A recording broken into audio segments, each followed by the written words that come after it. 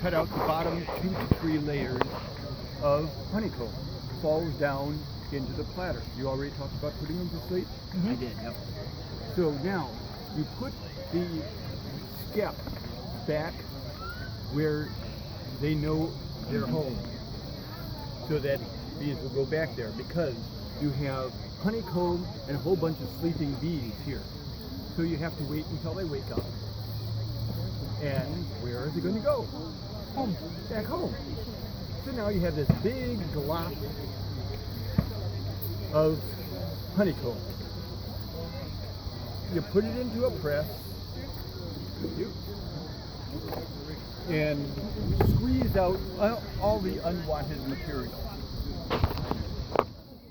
And it gives you the wax. Now, what's the unwanted material? Honey. Honey. Useless byproduct of beekeeping. Is that true? Is honey useless? No. Honey is delicious. The thing is, back then, people didn't have the sweet tooth we have now. Their idea of a sweetener was molasses.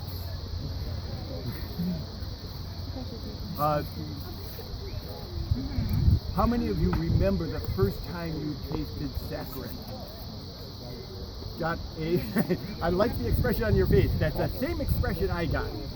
I was given a packet of this new sugar substitute, artificial sweetener. I tore the packet open. I just put a few crystals in the palm of my hand, went my finger, touched it, put it to my tongue, and spit it out almost immediately. It was disgusting, sickeningly sweet, and I said to myself, who in their right mind would ever use artificial sweetener? I still don't, because of my remembrance of that. To them, the taste of honey was just like that. They were not used to anything so sickeningly sweet. The beekeeper, on the other hand, do you want to continue? I'm sorry, I'd like it. That's all right. They would take the honey and put it into trays and put it back underneath the skep. The bees would then have some food to eat, and also they would then go into a frenzy trying to store it. Now, what are they stored in? You know this. What are they stored in? Combs, yeah. Honeycomb. And what do I want? Honeycomb.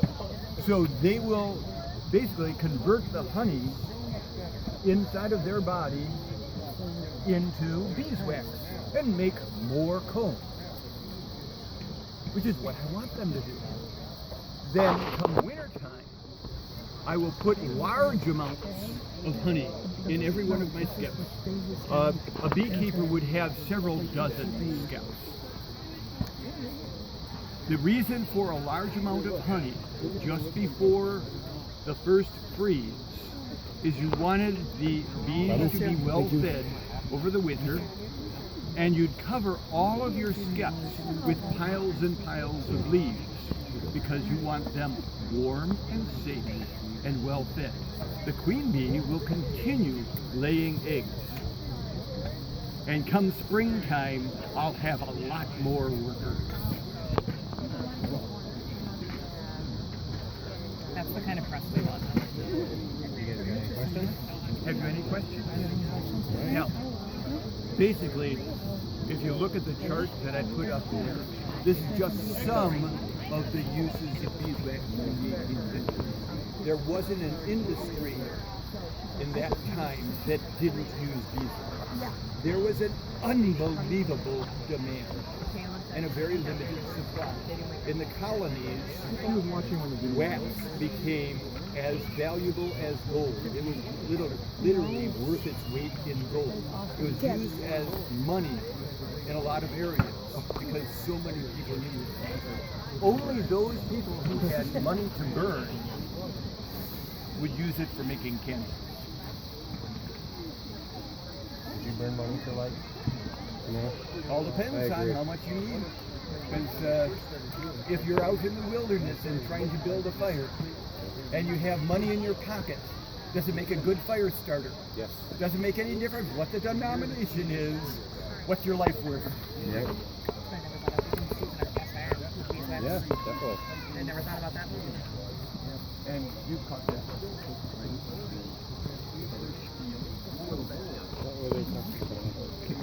Can you Beeswax. start a new group with an introduction? No. Anybody interested in hearing about beekeeping? Okay. You want me or Jim? It's yours. It's my turn? Okay. Yes, your turn. Well, I did have a quick question. How do they get the bees to take up residence to begin with? The same way they do now? Yes. Yep. Get a queen into it and You know what this is? the bee box, yeah. That's the bee box. Yep. If you encounter a swarm of bees, okay, first I have to start with my bit for bees.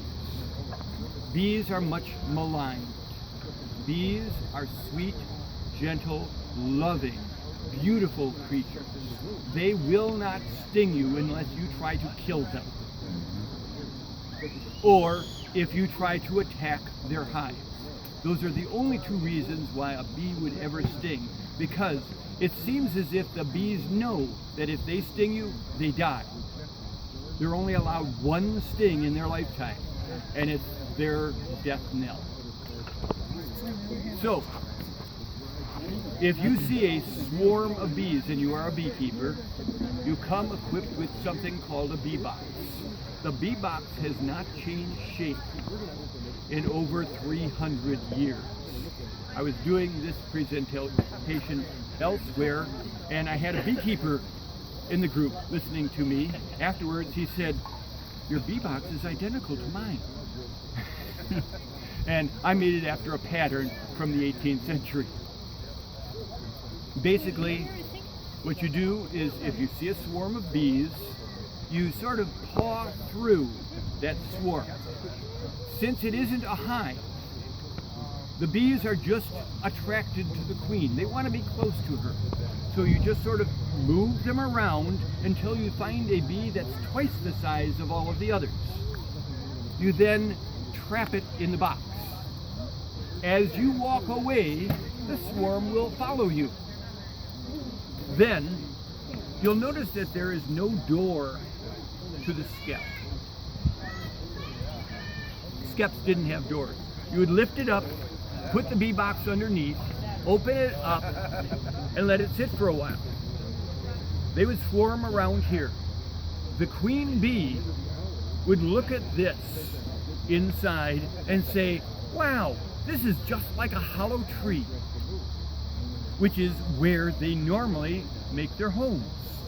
And it is an inherited trait. They will always try to make their homes in something resembling a hollow tree. Now, you give it a while, then you would put the skep on a platform. You'd have one for each skep, which had an opening in it, which would allow entrance for the bees. And the bees would fill up the hive and start making honeycomb, start making honey, and do what they're supposed to do. You would remove the bee box and save it for later. But in answer to your question, right? Yep. Yours. Much the same way it's done today. Yep. So what you would wind up doing then was that each beekeeper would have sort of, several dozen skeps, and you would be used to how much it weighs when it's actually full. Because the bees will just build all of this honeycomb in there in shells, right? And so then what you would do is you would create, when it was time to harvest it, you would create a really smoky fire, probably using a bunch of leaves, that sort of thing. And again, just like today, smoke makes bees sleepy. So you would just take the whole thing over, let it sit in the smoke for a while until all the bees get sleepy, and then take it over. Take it over, set it onto a platter, heat up a knife, and then go ahead and cut out the lower 2 to 3 layers which would then fall onto the platter. Then you would replace this back wherever, you know, you had that sitting, because that's home for the bees. Now, you've got the platter, you've got honeycomb and a bunch of honey, but you've also got a bunch of drowsy bees on it. You don't really want to deal with them right away, right? So you set it aside, but not too far away, because when they wake up, they'll just go home. And so once they do, then you've got a platter of beeswax and a whole bunch of honey. And so then you take that, you put it into your press here, and you crank it around, and you get out what you're really after is the beeswax, and the honey, as it happens, turns out to just be a byproduct. And A oftentimes, worthless byproduct. worthless. Well, worthful at least in that you get to, mostly you said they would put it back and put it back into the hive, because what have you just done to it? You've taken out a bunch of honeycomb, right?